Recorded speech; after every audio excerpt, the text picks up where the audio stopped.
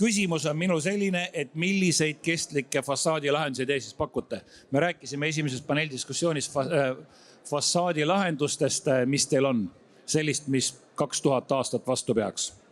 No päris 2000 ei oska öelda, aga 50 pluss kindlasti, et on Equitoni suuremõõtmeliselt paneelid kiudsemendist, on Sedrali lauad, mis siis on laudise kujuga ja on siis Sedrali väiksemõõtmelised plaadid, väga sellised, ütleme, madalmaades levinud ja UK-s, et need vaikselt hakkavad siia jõudma.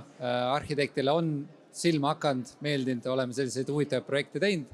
Eestis on ka mõned olemas.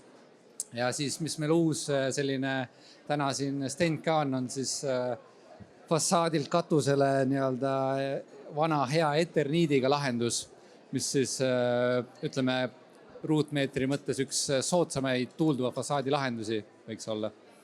Ma sanon, eterniidi valud ja võlud olid see. Võlu on see, et Eesti Rahva Muuseum ja Eesti talumaad on alles püsinud, kuna tehti eterniit ja valu on see, et see oli asbesti täis. Mõeldan, et selles uues ei ole asbesti.